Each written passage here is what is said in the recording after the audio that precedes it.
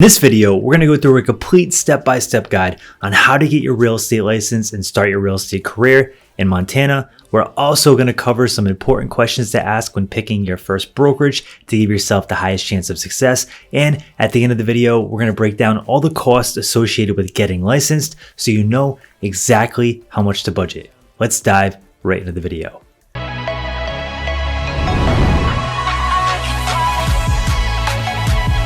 My name is Chris with the Empire of Real Estate YouTube channel. On this channel, we talk about real estate, personal finance, and entrepreneurship. Before we get started, I want to offer you our free How to Get Licensed and Start Your Real Estate Career Guide.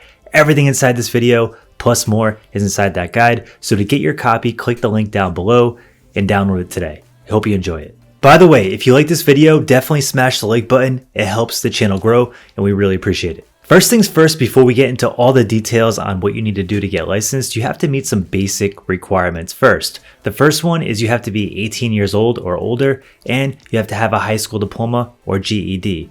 Another requirement is you don't have any felonies or anything in your record that would prevent you from getting licensed. The very first step to getting your real estate license in Montana is completing the state-approved pre-licensed education hours. In Montana, you're required to complete 70 hours of state-approved pre-licensed education classes. And yes, I know, 70 hours is a lot of time, especially if you have a 9-to-5 job or just a crazy busy schedule. This might be tough for you to do. Because of this, we highly suggest you check out Calibri Real Estate School. They have great classes online. The students love it. And if you're interested, there's an affiliate link down below with different sales and discounts. So be sure to check that out. After you complete your real estate pre-licensed education classes, I would take a week or two to study, because the truth is this test has a pretty high failure rate. And to avoid that, you can do some basic things. So I want to give you a couple tips that I would use if I was retaking my exam again. The very first one is to time block an hour or two for a week or two after you complete your pre-licensed education to study. 1 hour or 2 hours a night, sit down, study, read the textbooks, and really retain as much information as you can, because this will make a difference on test day. When you're sitting there being asked questions, you can kind of go back into your knowledge base in your head that you kind of built up over time and dig deep and get some of these answers right to give yourself a higher chance of passing. The second thing you could do is find a real estate study buddy. A real estate study buddy is someone that can hold you accountable, and you can study with them. Studying with a partner can be a lot more fun, a lot more interactive, and you're probably just going to study more because you're enjoying the process a lot more.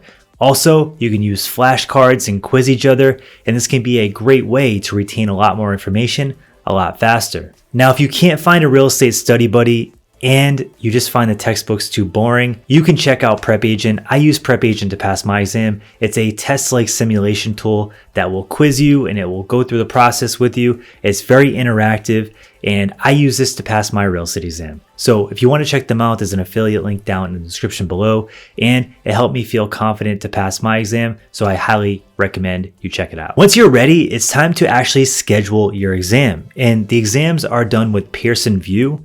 So you're going to want to schedule on their website, or you're going to want to give them a call, but give them some notice so that they have time on their calendar to get you in on a day and time that works for you. When you go to the testing center, you're going to want to bring a couple things. The first thing is a basic non-scientific calculator, and you want to bring 2 forms of identification. Once you're in the testing center, you're going to notice that the questions are all multiple choice, and you have plenty of time to get this done. In fact, the majority of people that take this exam finish early. So don't rush through this. If you rush, the odds of you failing go up even more. So take your time, read each question at least 2 times before you submit your answer, and you'll have a much higher chance of passing the exam. Once you finish the exam, you're going to find out right away if you passed or failed. If you failed, it's not a big deal. You just have to come back and retake the exam and pay another fee. If you did pass, well, it's time to celebrate and pat yourself on the back, because not many people passed the first time around, and the fact that you did is a big accomplishment. So it's time to take a step back and celebrate a little bit. The very next step is completing your background check and fingerprinting. As I mentioned before, you're going to have to get your background check done, and they're going to be checking to make sure that you don't have anything on your record that would prevent you from getting your real estate license. The next step is finding a sponsoring broker. So you're gonna have to find a brokerage to hang your license at and do your deals out of.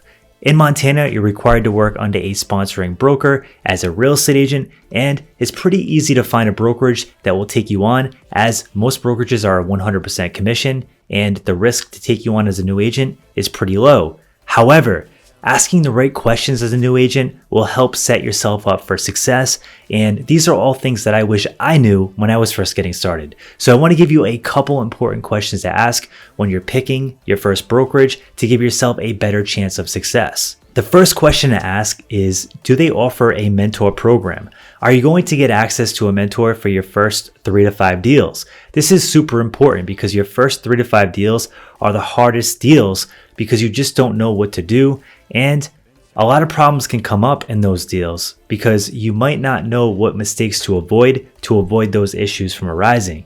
And on top of that, real estate is just highly unpredictable and every deal is different. So having a mentor that has experience that you can get on the phone and talk to when you have a problem is a total game changer, and it will make this business much less stressful. The second question to ask is, how often do they have trainings, and do they have any training systems for you to go through to get your business off the ground? Having a mentor is great, but they're probably still selling real estate, and sitting down with you for hours every day is probably just not possible. So having a training module that can walk you from the very first day you get licensed all the way to being successful and making a good income as a real estate agent is very powerful.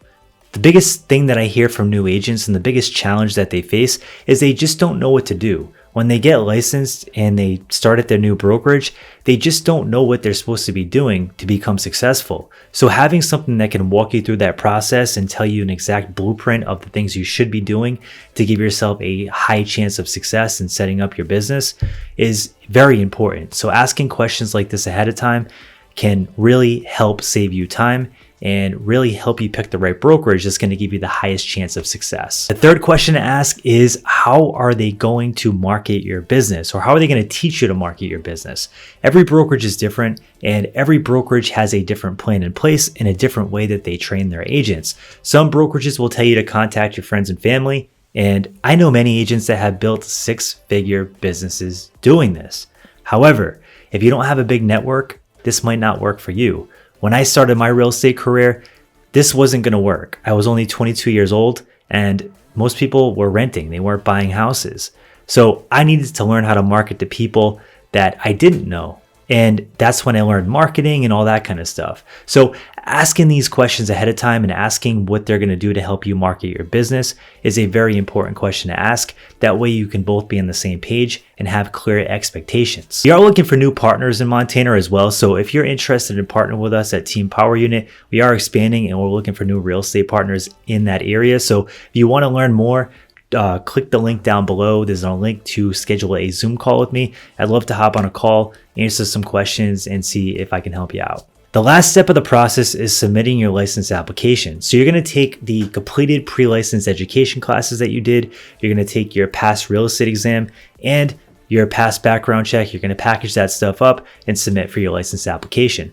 Once that comes back, you are officially a licensed agent and it's time to celebrate. But before we go, I do want to go into the cost to get licensed so you have a rough idea on how much you need to save and how much you need to budget to get this process done and start your new real estate career. The very first thing I would budget for is your real estate pre-license education classes. And I would budget between $300 and $600 to get this done. The next thing is your background check, and I would budget between $50 and $100 to get this done. And you're going to have your real estate exam fee, which is about $125. And then you have your license application fee, which is about $150. I would also budget between $200 and $500 to get started with your next brokerage and get A&O insurance. So let me know, are you going to get your real estate license this year? And also drop in the comment section below what questions you have about getting your license, and I'll do everything I can to get back to you and help out. Thanks for tuning in. If you like this video, smash the like button and subscribe because we come out with useful content for real estate entrepreneurs on a weekly basis. Thanks for tuning in, and you have a great night.